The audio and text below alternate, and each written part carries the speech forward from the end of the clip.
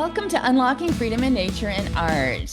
Hope everyone's having a great week. I'm excited because I'm honored to welcome back a good friend of mine, Cécile Baumann. How are you doing, Cécile? I'm great. I'm really fine. Thank you so much. How are you?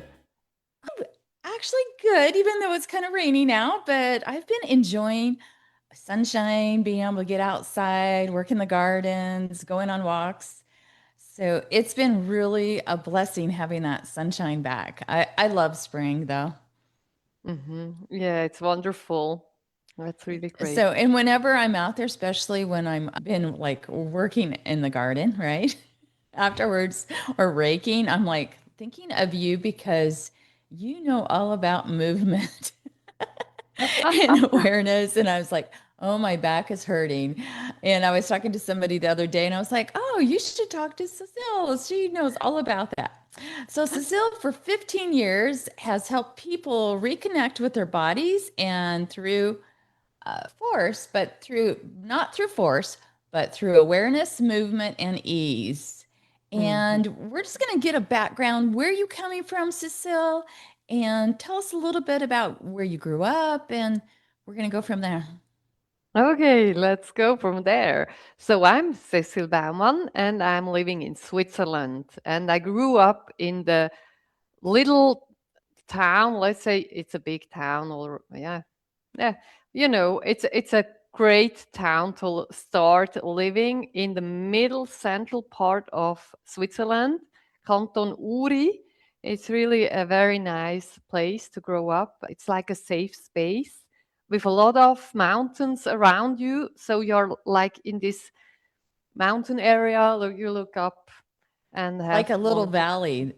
Yeah, it's really a little valley, and also there are lakes, and it's just beautiful to grow up. But then I found it's a little bit too small for me. I have to go out in the big cities like New York and everywhere I can get with some money. I really try to break out and find my way through life. And now I'm living in Zurich, in the canton And Zurich Zurich. must is pretty big. Is that correct? Yeah, it's quite big and quite busy also. It reminds me of being in New York, people are so busy all the time running around, but we have a lake and we have mountains also here. So yeah, I have one right behind me actually. I can go every Sunday for a walk in the Oh, how mountain and beautiful. I it's know so nice. Switzerland's one of those on my list. You know, you have Ah, those lists yes. of places you want to go to. And I want to go there, and not only to see the beauty, but to see you, you Yes, know? of course, we have to visit. And because I was in London the week before and I met Patrick Nairn. Oh, awesome. Yes, And yes, that Patrick's was a mutual beautiful. friend of ours.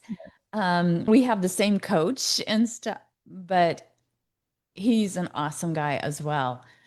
But Mhm. yeah, you live in a beautiful area. I remember growing up in an area of which they compared to Switzerland, but I know your mountains are even bigger than that. The mountains that I see in your pictures remind me of like Glacier National Park or the Mm. Grand Tetons in our over here in the US. So Yeah, yeah. absolutely gorgeous. And personally, I mean, I've gone to a lot of those go to cities occasionally for things, but I honestly am the hermit anymore. I'm the introvert that likes to be out and just be Yeah. able to go there for the shopping and stuff or the day or for an event, but then I like to hide at my place, you know. And sorry for the squirrel moment. I have deer that just walked by my window. That's what I so love. You are surrounded by animals. Here they are really hiding. I don't see so many animals. So it's really that's the way the cities go, in the city it's crowded and the light everywhere. They hide and they are not here. It's a different setting, correct?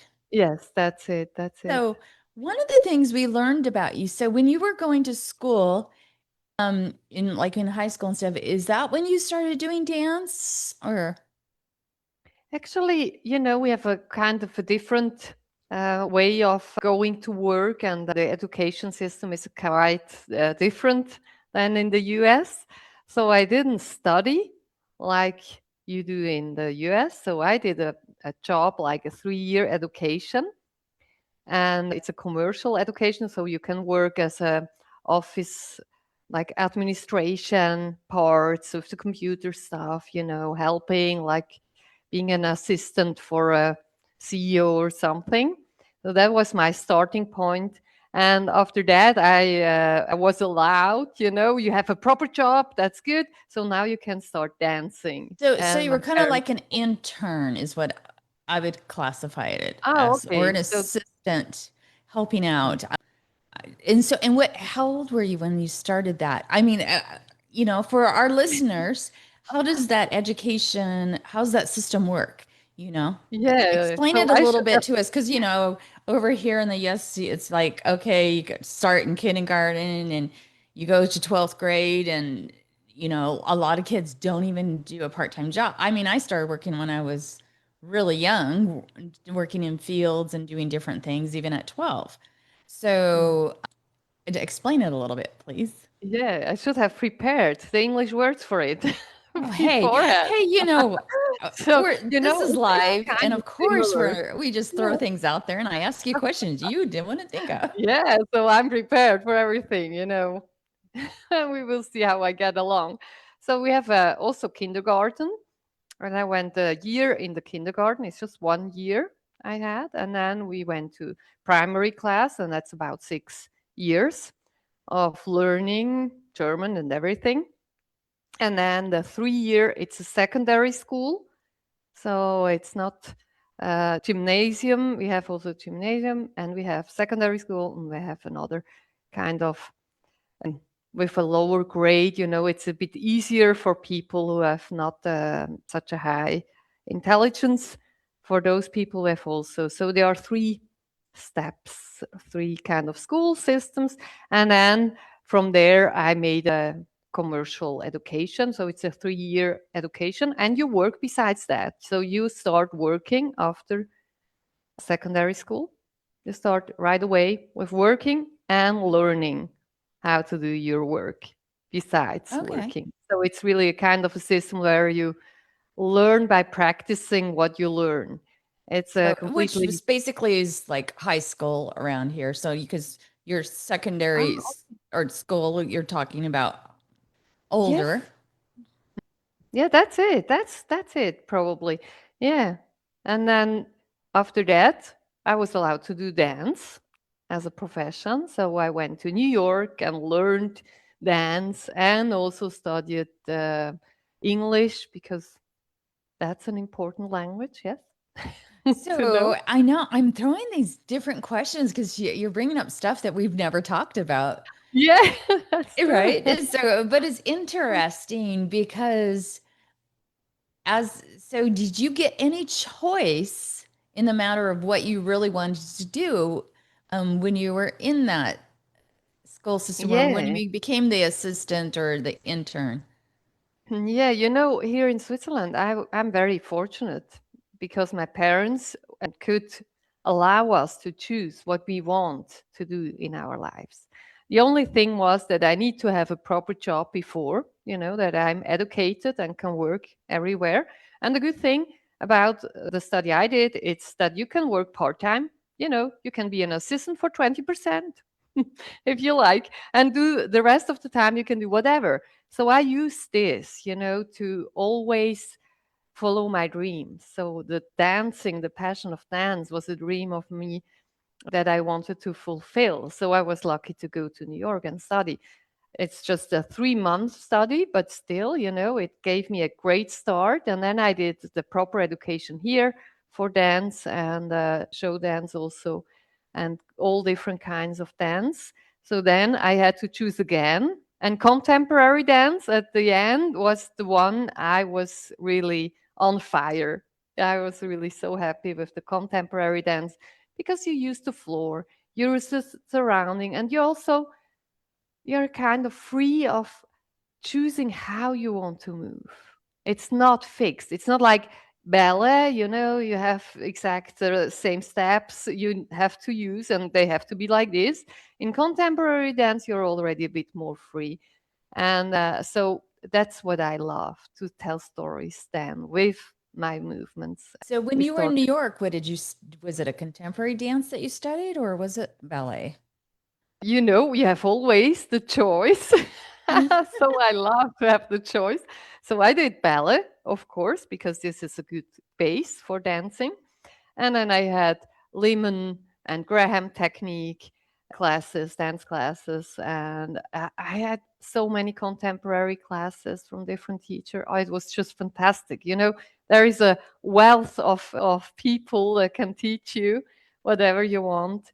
And There yeah, and is, and about balance, our I also learned. actually our daughters did ballet for years, Mhm. and when they were with the Eugene Ballet School, it was a Russian ballet, which Oh, okay. they worked hard. They worked 5 days a week, like you said, and the muscle that the tones, the strength, and to Mm, make it look easy, it makes mm, you really realize how dancers are athletes themselves because of yeah. all the work that goes into it to make it look easy. There's a lot to it. And so it made me really appreciate what dancers go through. Yeah, it's really not a easy job to do. So that's why I was happy that I had my other job that I could do part-time also.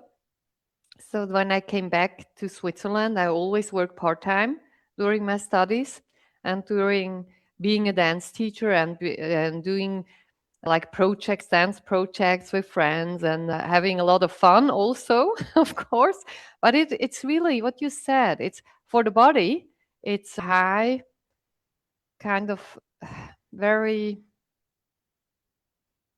It's tough. It's really tough. I almost broke down because it was just too much to work besides, and to dance, and to rehearse, and to pay everything off. It's really hard work, and to organize all the projects I did, and I almost burned out. So that's why I had to stop somehow doing what I love actually, and find another way how to go on. So that's why I came to the Alexander technique, And because so the Alexander technique is teaching how to use your body more efficiently, more ease, with more fun, and not destroying it. And I was definitely destroying it because I didn't know it better.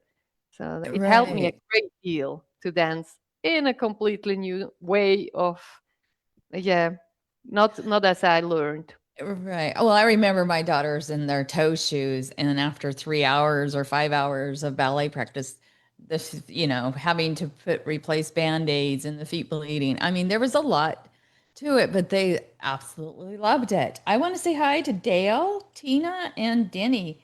Thank you guys so much for being here and watching. And if anybody has any questions, please ask, and I will try to see them. I have to look at separately things. And of course, my new kitten thinks she needs to be helping. Oh, that's great. So tell us then a little bit more about what you do with these new techniques and how you help people. Yeah, that's really a journey. I did a 3-year education, 1,600 hours of studying the Alexander technique. And it's very much known in the field of artistry, like, yeah, like music, art of music, how you play, and in dance and all kinds of arts, because it's important how you use yourself, how you use your body structure, your design, your body design. So this is really something I never learned in dance classes actually.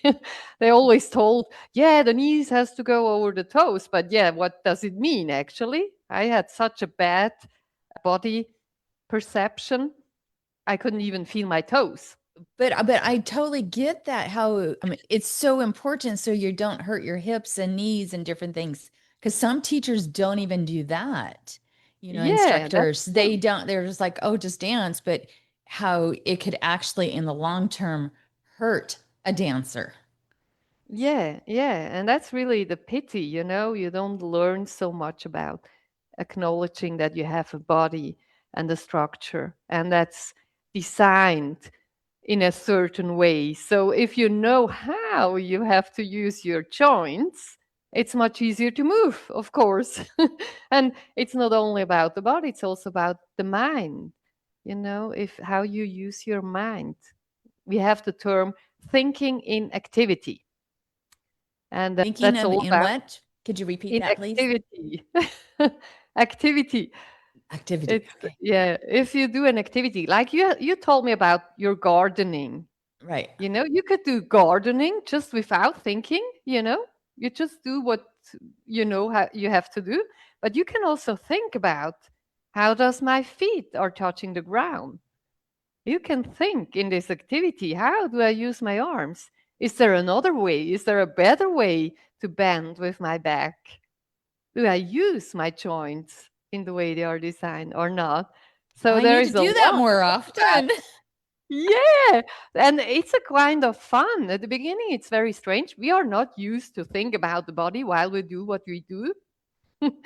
We don't get taught in this skill. So that's what I learned in 3 years and what I perfectioned and still am. So it's never finished. With everything I do, I watch how I do it. And Well, that's the one thing very, I've noticed is even if I go hiking or gardening, if I do a workout or stretching before, I feel so much better than if I just go straight on, straight. yeah, the body needs preparation, isn't it? Yeah. And you can also, if you don't have time to stretch, you can even start walking and just be aware of how you walk. And think about stretching without doing the stretch. If you wait for the bus or something, or just standing there, you can think of stretching without even doing it. They know that the pathway, the body knows, remembers everything, so it remembers how it is to stretch, and those muscles and tendons, they will start stretching. You can try it out. It's so connected. The brain and the body, it's not disconnected. Or with some people, yes. With me, it was definitely. But if you have the connection between mind and body, you can use it to the fullest. You don't even have to move. You just have to think about the movement, and it will organize itself and prepare It's kind of for you. like having that positive mindset in the morning, thinking of those positive things. If you just think it, Yes. it'll help make your day positive. And so, so that's what I'm seeing, hearing from you is if you think about stretching, then automatically you're going to, if you start thinking about these things, about how you're going to lift something or how you're going to bend over, you're going to be more aware and be more cautious. Is that correct? Yeah, yeah, and you are more in the moment, because if you think about your body, the body is always in the moment. Yes, the mind can shift away. With the mind you can go far, far away. You don't even have to be in your body to think, and that's what's happening when we disconnect with the body. But if you are in your body and you feel your body moving around or doing something, you're in the moment. You have no chance to wonder or to think about what's next. You're just here. And I'll that's be the beauty. honest, when I'm walking like on a hike, I'm so focused on seeing everything or smelling and listening that I have to remind myself to watch where I'm stepping or to Yes. stop and look so I don't trip over a rock or a branch or a tree root or something, because I get so focused, just like, oh my gosh, there's an eagles. Because last week I watched an eagle swoop down and catch a fish, Yeah. or there would be just like something there. It's like, oh, that's so cool. And I keep walking instead of stopping. And it's like, oh, no, no, you need to stop and look. And And okay, okay. yeah, I think it's okay, but you can also teach yourself to look and be aware of where you're stepping. It's a very high Oh, level the skill. path side I'm talking about was downhill and it was kind of rocky and tree roots. So Yeah, then it's better it to was one focus of on those where you're places you stepping. You have to stop to take a photo, okay? Yeah, yeah, that's it. That's it. You have If it was a always you flat need to know path, where wouldn't have you been as are. bad, but Yeah, it can be very dangerous. Yeah, but that's kind of the skill, you know. If you are looking to make a photograph, you are also being aware of what's all around. You are not standing in the middle of a street to make a picture. Yes? So you are right. aware of where are you positioning yourself and what do you want, which kind of angle you want. So you are preparing yourself to set it up, the scene you want to picture. And that's the same thing. We are preparing our bodies, allowing the whole joints to be free, movable, and then to be aware of how do we transfer the weight before we step. So it's a kind of the same, preparing the body for movement is the same like the sports people are doing also in racing, They think already how they want to drive and they do it in the mind. So it's just a mind thing and then they are prepared. The body and Well, everything is set up I correctly. I totally get that because I visualize everything, you know. And like you So you're said, when you pro in mentioned, this. I visualize when I'm going to take a photograph where I want to take Mhm. it, and I take several the angles if I Yeah. need to bend down or low. But I could really see where this would really be helpful, especially with gardening or, because you're lifting heavy bags. I mean, I lifted like 15, 40 pound bags the other day, So Yeah. because I was That's hard adding work. compost and different things to my garden beds. Like, I have a large garden, and then I was adding lime and different stuff and fertilizers to the yard. But everything you get is heavy because Mhm. we have a big place, so you can't just buy a little tiny 1 pound bag. It wouldn't be worth it. So Mhm. But you have but I some was help. aware, and I drove to where I could drive and drop stuff off in certain spots. And, okay, got buckets to, fill up with different things, but it's like, but some things you have to carry. So I was cautious. It's like, okay, make sure I'm using my legs, not just my arms, all those little tricks, but doesn't mean that afterwards you still don't hurt. Mm-mm. No, no, and it's just one part of the puzzle, You have a lot to coordinate. If you think about, you have legs, you have arms, you have a back, a front, the head on top. It's So, five is there kilo. any easy way to lift something? What would your suggestion for somebody that was watching? You know, That's a good question. So, if you're having to lift something, first of all, it's the mindset. Don't lift it. It sounds crazy, isn't it? But it's really true. Let's put this glass. It's not heavy, of course, but still, if you put it down and you want to get to the glass with the arm, you have a good imagination, so you can follow me. And I just contact the glass and I go a little bit down with my body, with the legs, going a little bit down. And then I just come up with the legs. Then I come up here with the arm. And that's enough for me. So it's following me. If I go there, it will follow me. So the glass will follow me. Where my body goes, the glass goes. So I don't lift the glass up. Because if I would lift it the whole day like this, and probably also the shoulder a little bit, I mean, after an hour, I get sore. And after a whole day, I mean, I'm in a big trouble. So that's how I do it. And also when I let it down, I just don't just drop it. I allow my muscles and my joints to move. And that's it. That's the whole magic. Just to do it consciously and to move the body instead of the thing you want to lift instead. You just move it with yourself. that's awesome. So now, so it was the dance that basically led you to this journey of where you're at right now. Is that correct? Yeah, that's correct. Yeah. And my mom, of course. I have to always be grateful for my mom because she knew the Alexander technique because she was in London.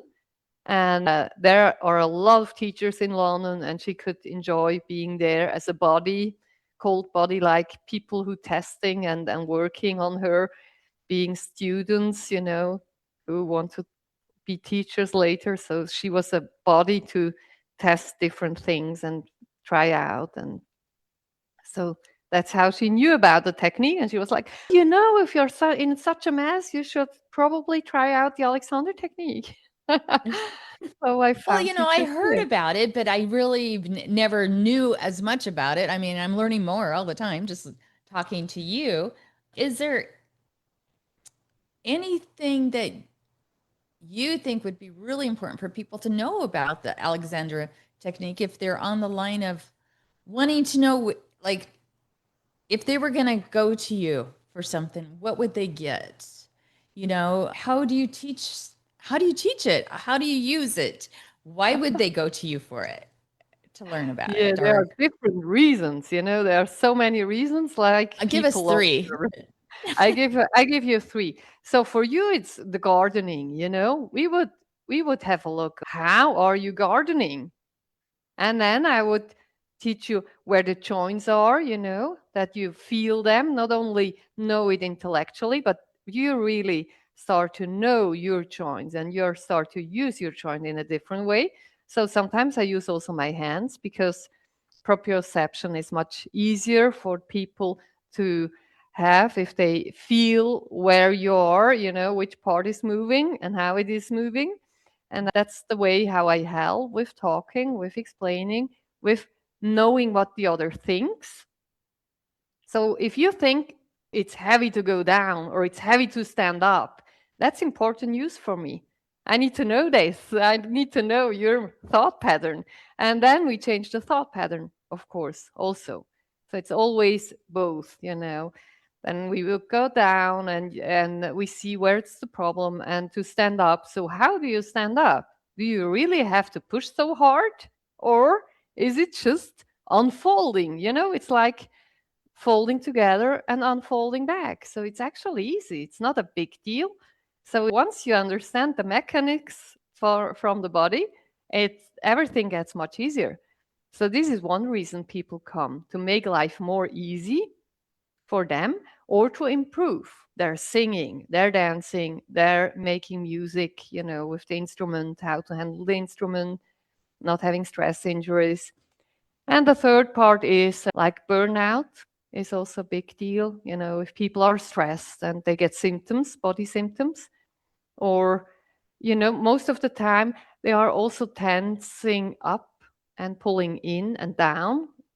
Like the depression, people who are depressed are also doing this to somehow make sure that you're safe. You feel a bit safer like this, but it's hurting your back, of course. It's hurting your stomach. It's not a very comfortable place to be for a long time. So we start to unfold also this part and feel safe also when you are Right. perfectly Well, you alive. gave me two questions to come up, but since we're on this topic right at the moment, have you noticed people coming to you more because they're on the computer so much or on their phone, with all the social media stuff? Are you noticing more people with bad posture or having those pulling themselves forward, almost like with the depression?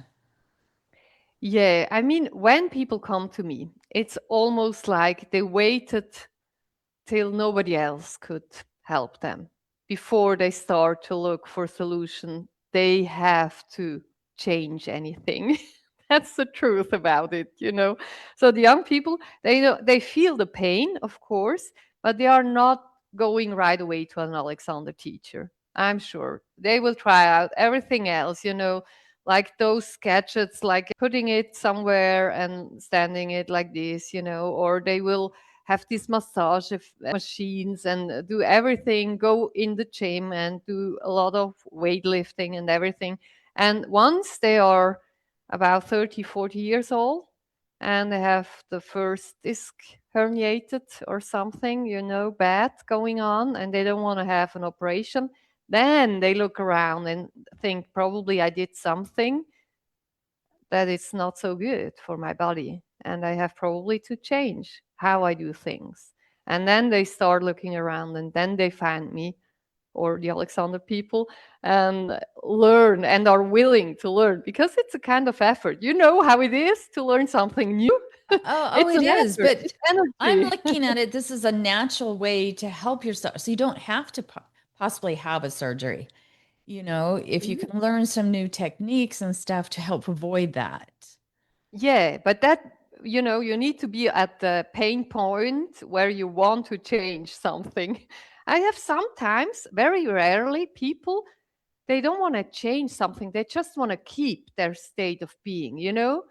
They notice that something is a little bit off and just don't want that it gets worse. And then they are also willing to do something.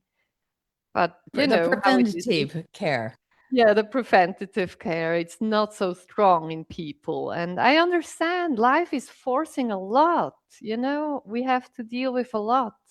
So this is always something, I do later. I'll do. But right. But it Oh, sounds very important. It's just kind of like knowing the ingredients in your food. yes. If you know what your body will or won't do, or how to react, or what to do to prevent, to me is just wisdom. Yeah, yeah. I really hope that a lot of people will see it the same way, because it's so inspiring, and it doesn't change only your posture, movement is changing a lot more. You get the freedom to choose, because you can't force a good posture. You can't force to move well. Yeah, you have to know yourself, you have to know your patterns, you have to know how the body works, and then it will happen from inside out. You don't need to know how, you have the technique, how you want to draw something, and then you have your way of doing it that's best for you. Nobody else will paint like you do, Tammy, I'm sure, because you have your own style. You figured it out from the inside out, from practicing. And that's Correct. work. First, you learn the technique, then you have some help, and then it's the actual work, how you are translating it to your daily life. What Very, choices? very true. Because, and that's exactly what I teach when I teach art, is for people to learn, whether it's youth or adults, but to learn their own style. Yeah. It's like I'll teach them, a few of my techniques, of course, but it's for them to get the feel of what they're doing, working with colors, and learning to draw what they see. Mm. But it's like everybody has their own style. So I really encourage that. So here's the other question I had for you. How does this Alexander technique help singers, or, musicians, or these other artists? I want to know how. Yeah, of course. With musicians, it's a lot of the time that they train to rehearse a lot. If you want to be good, you have to rehearse a lot. As the same in dance, in any art, they are like crazy, rehearsing, rehearsing, forcing the body into positions. It's not good for them, but they think they have to. That's what I felt like. I have to do this way. There is no other way. I didn't see another way. But when you learn the Alexander technique, you start to notice that there are different ways of doing the same thing. And you can choose how you want to bring your leg up, or how you want to bring your instrument to yourself, that you don't have to lift it, that you use gravity very cleverly, and not as a pain point. It's really not. Gravity is here to support us. It's really great. And once you understand gravity and how it's interacting with your body, life gets much more fun too. Life is not so hard. You don't have to sit in a chair for too long and getting back pain, because you know how to sit well without fighting against gravity.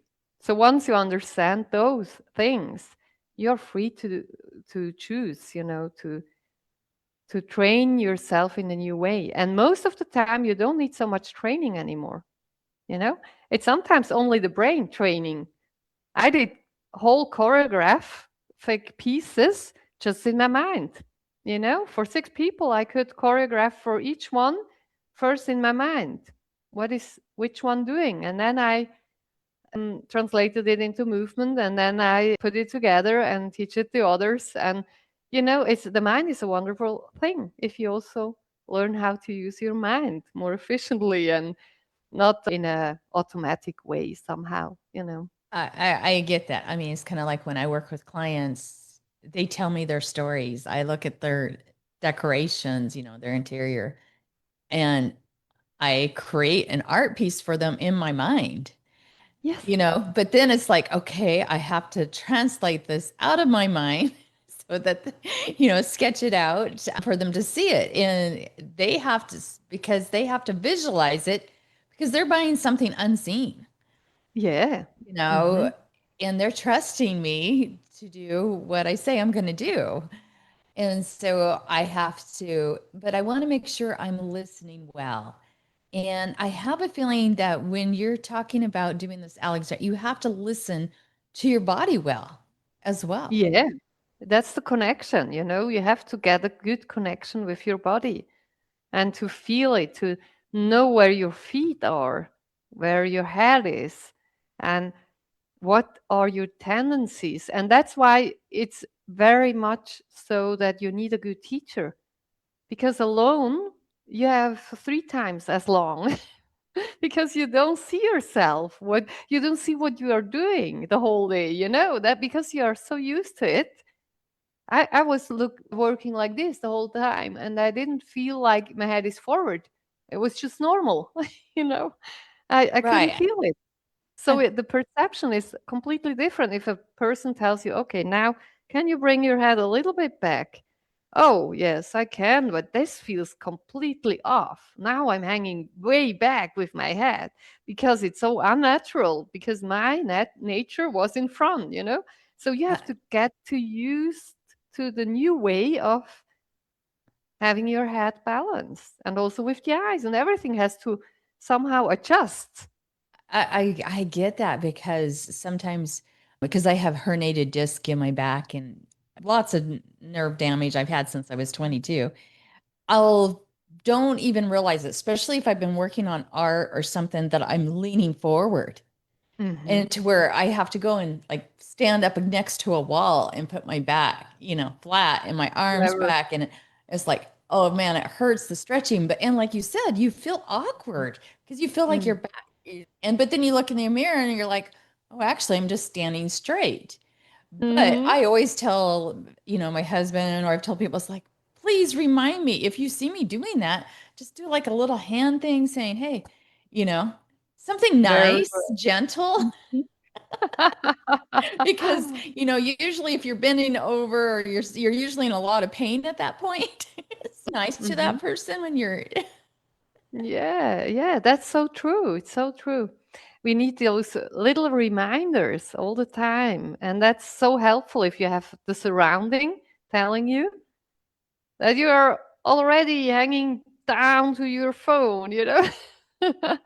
That's also something I have to remind myself all the time because it's so demanding. And especially in with the age, you don't see so well close anymore, so you start to adjust. It's well, quite fun. I was reading a study about how even kids are ending up like that young. Ah, And yeah, yeah. so Yeah, it's that's why I really. was bringing it up. It's like, okay, what so my next question, is there any exercise or some type of stretching that you would recommend for everybody? Yeah, yeah. You know how close the jaw joint is to the neck? It's not far away, so it's really, really close. So if you hold your jaw tight, let's do this together. You start noticing the tension in your neck. Oh yeah. so the one thing you can do if you have this tendency, release the jaw. It's going down and away. It's just a lower jaw, and it's going away from the back, from the whole um, neck. It's really. There is space. There is, I always say, there is space. Here, this space, so much space till up to the ear. There's so much, such a long neck. And just remind yourself, here is the neck, and that's connected down till the coccyx. It's really that it's not only the neck, so it's the whole spine. So we connect all the dots. It's not only here, it's really how do you connect? And then you can do little spirals to align yourself again, the whole spine, not only the neck, it's the whole spine moving. And the head Yeah, is I could just on feel it. top. Yeah, it's really those kind of thing. People want to have a solution for the neck. And I take this and say, yeah, yeah, we'll find a solution for the neck, but not directly. I don't give you a neck stretch or something. No, it's always in connection with the whole. And if you're thinking, what are you thinking? Is your neck here or this long? It depends. Some Yeah, people because you think, oh, my usually neck don't is think over that here. it's clear up here. You always just think here. Like here, and that's a mind shift. And that's how I work, to first know the person, what they think, what they want, and then deliver in a way they can take it and So change what they one of the things that I ran into in the past was a lot of times I'd have pain in one spot, but it was actually thinking it was one place, but it was actually radiating from a totally different place. How often do you run into that? Because a lot of times people think, oh, this is where it's at, but it's not. Yeah, that's why people come when it's almost when they are in pain a long, long time, the chronic pain people, because they go because of their back, they have trouble with their lower back, terrible trouble. They make injections, they do everything, they go to the physio, and everybody's only looking at their back. And once they have pain everywhere, they come to me. And then we try to release the whole nervous system again, to make space. First is always align yourself in all direction, three-dimensional. We are three-dimensional beings, so use your three dimensions to allow space that everything can somehow get away from the other thing, like shoulder away from the shoulder, making space for the whole rib cage, for your whole spine. It's very helpful to align in a new way. And then if you start working with the feet and the knees and the hip joints, they find out, oh, actually my back pain is much better. Why is it so? You didn't even touch my back. And I'm like, yeah, that's how we transport the weight to the floor. If you don't be aware that you pull your feet like this away from the ground, you don't have a good support. And that's what pain is doing.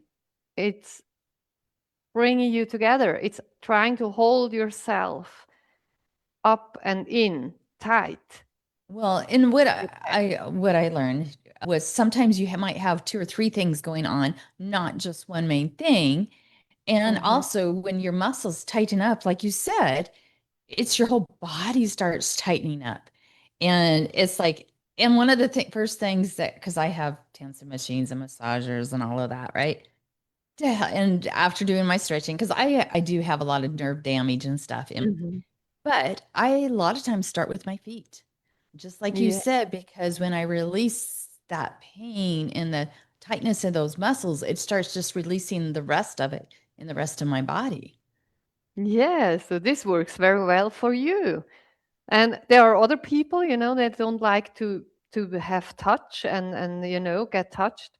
So I work in another style. I work with talking. Where do you feel comfortable? And then we go from there. Not always the pain point. If you focus on the pain, it's getting worse most of the time. So we start to open up our focus to the feet, far away from the pain, to the fingers, to the hand, wherever you feel more comfortable. And then it will transfer back to the whole. And then everything can cope better. If you have a whole ecosystem supporting your body, the pain will probably go away. It can happen. It can really happen. I have this so many times that people are in so much troubles, and after some sessions, they feel like, oh, why did I come firsthand? I don't remember because they were in such a mess. They couldn't point their finger on it. First, they will start to notice where really the pain is, and then when it goes away, they think, why did I came? I don't need it anymore. And then they go away, but they didn't learn how to deal because they weren't ready. So they have to come back because the pain will come back. If they don't work on themselves after after they learned it, they have to continue So I wanted to somehow. say hi to Alicia and Matt real quick. Thanks for watching. And Alicia, she just reminded me because she's a hairstylist. So she's on her feet, but she also has a little kid, a little baby. And Ooh, you know what that's like for moms, having to lift the babies up all day and then being a hairstylist. I mean, can't imagine, the back pain you can get, and it's happened. And not saying it's happened to Alicia, but as a mom, I know that sometimes when you're juggling kids and lifting stuff, you're not always thinking about yourself. You're always thinking about everybody else. that's Any it. tips for her? Oh, that's a hard one. When I was a young mother, I knew the technique. So I was lucky that I knew before I had children, because with children, they are always demanding on you. They're always asking. They are always there. They 24/7 almost, you are in charge and they want something from you. So because I knew the Alexander technique, I was making it a fun game. I told my children, yes, you can have it in a minute. And then I just took my time to finish what I'm doing and just, let them scream, let them they have to learn it. It depends on the age of the children, but they have to learn to wait. So I thought it as a fun game, or for me it was a hard game, but for them to learn to wait. And for me to hold strong and let them wait, let myself wait and take the time I need for finishing something off before I head on and give them the attention, because otherwise you are so distracted. After a while you just burn out, and that's not a good thing. So what I learned is really doing this task and deciding the priority of the request.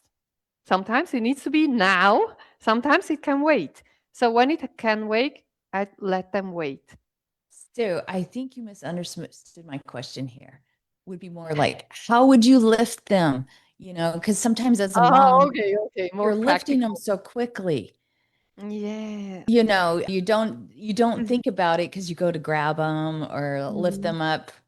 Or I had two girls that wanted to be lifted up at the same time. So Of course, and then you have to lift them into the bed and stuff, It's really the trolley and everything.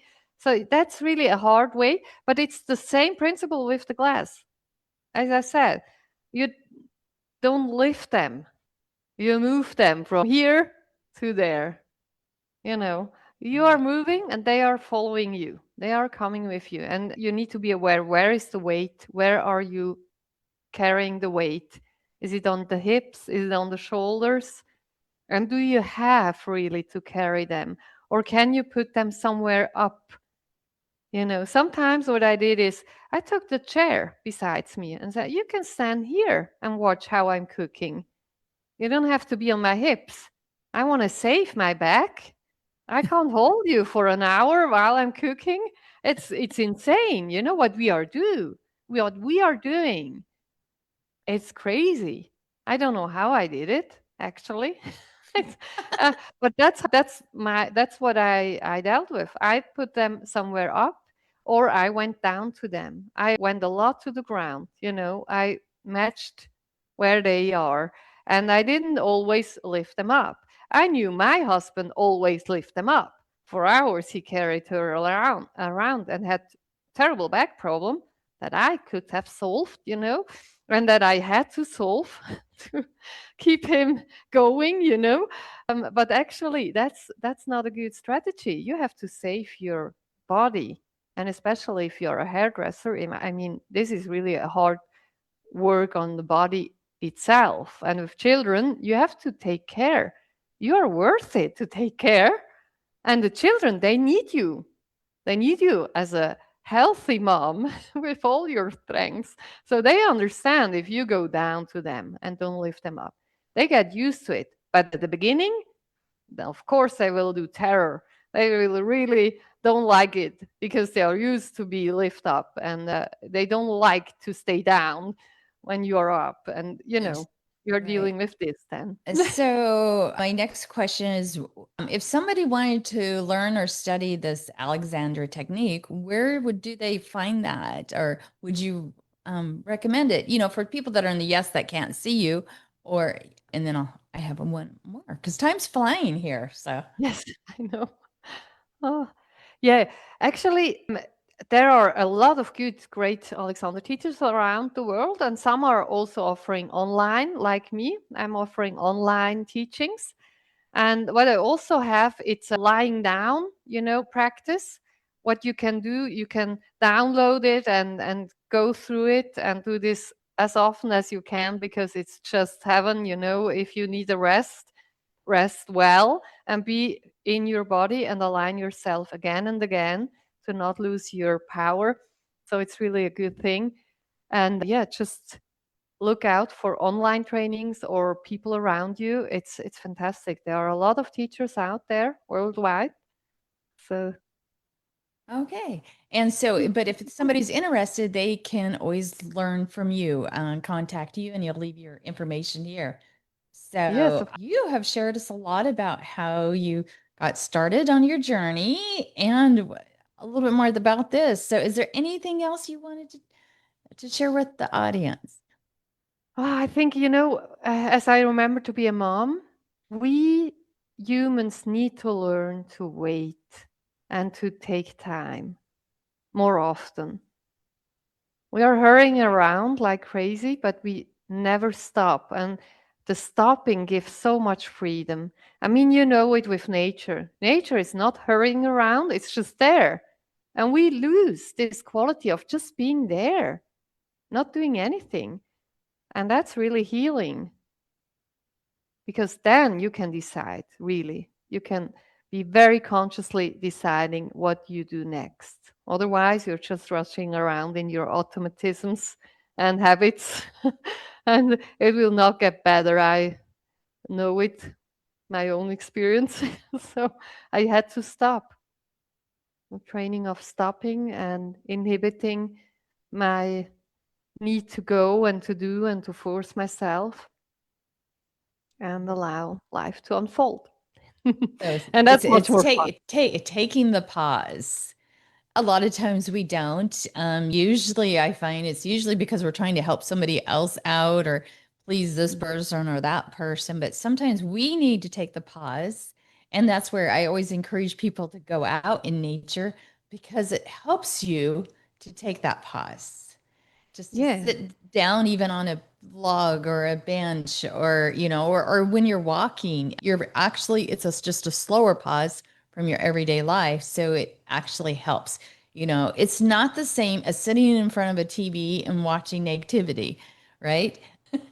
It's different because there's just something because your senses are, what would you call it, they can become more alert. Yeah. You smell more, you visualize more, you hear more. Yeah, there's and you can touch. Take the time to touch that bark on the tree if you really need to. And every season there's always something new, even if you go on the same trail.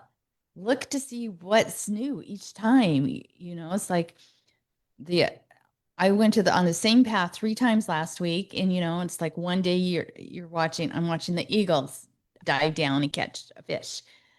Or the next time it was watching the turtles as they were sunbathing on the log. And then the other day with my husband, we watched an otter swimming around. You know, so it's like every single time there's always something slightly different. Or you can watch how, like, we have tamarack trees here large, which come out and they lose their needles every year and then they come back on and you just watching them, or the wildflowers.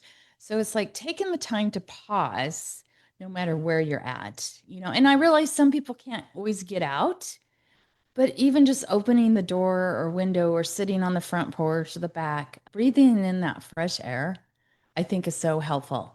Or taking the time to align yourself, to stretch, right? And that's what we're Yeah, just talking, or those simple be in exercises your that you shared. body. Yeah, it's really, it's also, to be fully in the here and now. It also helps children to learn this from you. So it's really fantastic if you learn to just be in your body while you listen to your children and you hear what they are saying, and not reacting firsthand automatically, but just allow yourself the time to think about what the person said. And if they need you, really, sometimes they don't need you. They just want to tell you something, but you feel like you have to give something. So it's really this kind of calmness, to develop the calmness of being in the moment in your body and not hurrying around and in the automatism that is so life fulfilling also. People feel more appreciated, the children feel more attention from you, and they will like it. Everybody likes it, isn't it? If they get Yes. full attention, it's a wonderful thing. Well, and like you said, be example, not just for your children, but be example for everyone around you. Be that positive person that inspires and encourages. I'm always quoting that, kindness matters. Because just because other people are negative or rude doesn't mean you need to be. Because we need more kindness in this world and more people to pause. And sometimes we have to pause ourselves because there's so many times like you're on social media or you're watching something and it might be just quick because I don't sit down and watch the news. And you just want to respond because you're like, I want to say something. And but then it's like, no, that's not, I have to pause and I have to say, no, that's not inspiring. That's not encouraging. Do not say it. Yeah, that's it. That's it. But you have to choose. You have to force yourself also to think before you do Which something. kind of gets back to exactly what you do. You have to pause even to stretch or to work. Think about what you do, the Alexandra technique. So I Yeah. appreciate you being here with us, and I appreciate each and every person that's watching today. If you have any questions, please ask. Cecile will actually answer your questions, or I will. You can ask either one of us, and we will get back to you as soon as we can. So we thank each one for watching. You're welcome to check out my website, unlockingfreedominnature.com, which will link you to my other websites, and also it'll link you to our guests like Cecilia, who's here. And I will link her YouTube videos, and she will also put on her website. So if you want to get in touch with her. So thank you. It was my honor having you. Thank you so much for having me. And it was so much fun to talk to you and to have an audience. Thank you for being here. So Have a nice thank you. And I hope everyone has a wonderful week. Thank you. Bye-bye. Bye.